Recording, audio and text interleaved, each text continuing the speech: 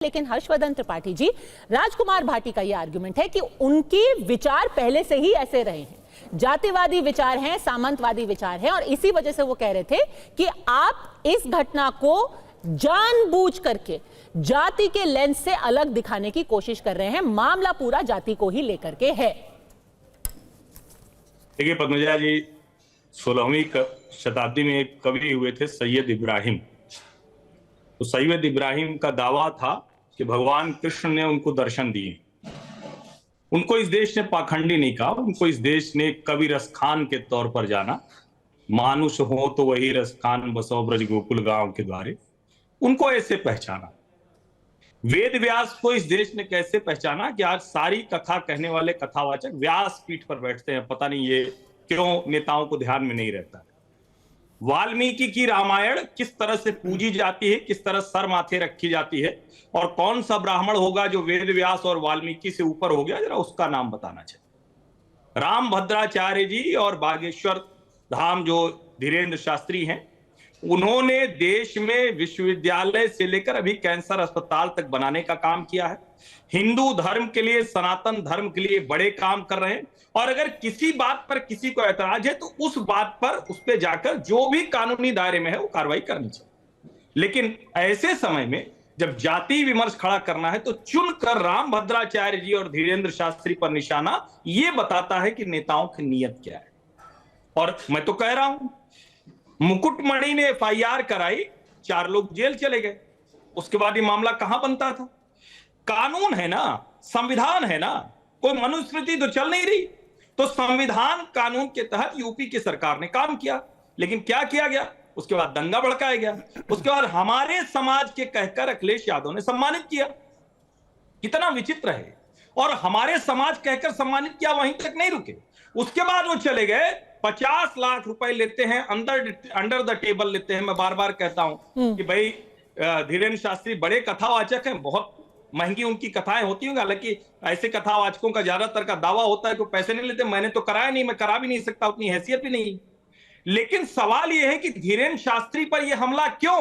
क्या अखिलेश यादव जैसी स्थिति राजकुमार भाटी जी की या हर्षवर्धन त्रिपाठी की है? इस पैनल में बैठे किसी व्यक्ति नहीं, आप बार बार कह रहे हैं इन्हीं का नाम क्यों लिया जा रहा है? इसके पीछे नियत दिखाता है। क्या नियत है? साफ साफ बोलिए ना, क्या नियत है? और मैं इसीलिए कह रहा हूं, अखिलेश यादव जैसी हैसियत हम में से किसी की है? जिस ऐशो आराम के साथ, जिस विलासिता के साथ, जिस शानदार बंगले में हम में से कोई रह सकता? नहीं, आप बार बार नियत पे सवाल उठा रहे हैं। क्या नियत है? आप कह रहे हैं कि उनको सिंगल आउट किया जा रहा है, क्यों?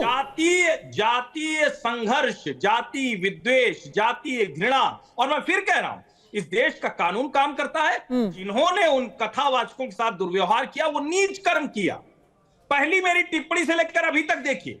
लेकिन अगर उन कथावाचकों ने जाति छिपाकर और दूसरी, ठीक है, 10 सेकंड, ये बुलाने वाले, ये नियत पे जानबूझकर यही नाम क्यों लिए जा रहे हैं? ये नियत दिखाता है राजकुमार भाटी। है ही नहीं, कथावाचक हर जाति के हैं। कोई ये नहीं कह सकता कि जाति का कथावाचक नहीं। अभी धीरेन्द्र शास्त्री के नाम के पीछे नियत क्या है? राजकुमार भाटी साफ साफ कह रहे हैं, हर्षवर्धन त्रिपाठी, नियत है कि उन्हीं का नाम लेकर के जातीय संघर्ष भड़काया जाए। ये नाम इसलिए लिए जा रहे हैं, अगर हर्षवर्धन त्रिपाठी ये कहेंगे कि कुछ ब्राह्मण नीच होते हैं तो हम हर्षवर्धन त्रिपाठी का भी नाम लेंगे। अगर हर्षवर्धन त्रिपाठी ये कहेंगे कि मैं पर्चा निकाल सकता हूं, मेरे पास अलौकिक शक्ति हैं, तो हम हर्षवर्धन त्रिपाठी का भी नाम लेंगे। अब ये ढोंग तो ये दोनों कर रहे हैं, पाखंड। तो अगर हर्षवर्धन त्रिपाठी बोलेंगे मरे मुलायम काशीराम, जोर से बोलो जय श्री राम, तो हम हर्षवर्धन त्रिपाठी का भी नाम लेंगे। ये घटिया नारा तो काउंटर कीजिए, फिर मैं डिबेट ओपन कर रहे हैं। उनका नाम ले रहे हैं हम। एक लाइन, कोई तीसरा करेगा तो उसका भी नाम लेंगे। पद्मजा, जब आप प्री ऑक्युपाइड होते हैं, मुद्दा जो है उस पर बात नहीं कर रहे। मुकुटमणि के लिए, सूरजपाल के लिए राजकुमार भाटी जी के मुंह से मैं मुद्दे पे ही बात कर रहा हूं। मुकुटमणि फ्रॉड है, आधार कार्ड दो, मैं मुद्दा पे ही बात कर रहा हूं। उनको ढोंगी अभी तक नहीं कहा किसी बहस में। हम कई बहस में हम और भाटी जी उसकी पुलिस जांच कर रही है, जांच हो जाने दो पहले। शास्त्री से कोई वास्ता नहीं है, जिन्हें राम भद्राचार्य जी महाराज से कोई वास्ता नहीं है, उनके ऊपर ये टिप्पणी जरूर करना है। अब आप इसी से समझिए नियत किसकी खराब है। मैं फिर कह रहा हूं, संविधान कानून से देश चलेगा, इसमें दाएं बाएं नहीं जाएगा। कानून जो भी इस तरह काम करेगा उसके खिलाफ कार्रवाई करेगा। और किया, फिर भी क्यों भड़काया गया? कार्रवाई तो हुई ना। 4 लोग जेल में गए ना मुकुटमणि जी के, जो भी वो थे वहां गए कि नहीं गए? तो उसके बाद क्यों दंगा फैलाएंगे? क्यों अखिलेश यादव ने हमारा राजनीति संविधान इसका बनाया? समर्थन करता है कि कुछ ब्राह्मण नीच होते हैं? हर्षवर्धन जी, क्या नहीं, मैं संविधान किसी इसका को नहीं समर्थन मानता। करता है कि कुछ ब्राह्मण नीच मैं होते तो हैं? किसी और आप को नहीं समर्थन मानता। करते हैं? मैं आप तो समर्थन किसी को करते नहीं हैं? मानता। तो आलोचना कीजिए, अरे आप मेरी बात आलोचना सुन कीजिए, नहीं उसका रहे। विरोध कीजिए। मैं तो किसी को नहीं मानता। मैं तो ये नहीं, आप घुमा रहे हो बात को। नहीं, बात आप घुमाते, आप मुकुटमणि और सूरजपाल को ढोंगी नहीं कर पाते। आप बिना रेफरेंस के जानबूझकर जातीय संघर्ष बढ़ाने के लिए टिप्पणी कर रहे हैं, जिसका कोई यहां जो पिटे उन्हें ही आरोपी, उन पे आरोप लगा दें हम।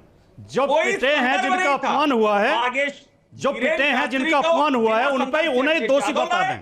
राम भद्राचार्य को बिना संदर्भ के आज आप लेकर आए। नहीं, और आरोप तो दोनों तरफ से लगाए गए हैं, आप किसी भी एक तरफ के आरोप को खारिज नहीं कर सकते। ये जांच पुलिस के हाथों में है, आप किसी को सर्टिफिकेट नहीं दे सकते कि ये पूरी तरीके से निर्दोष है और ये पूरी तरीके से आरोपित है।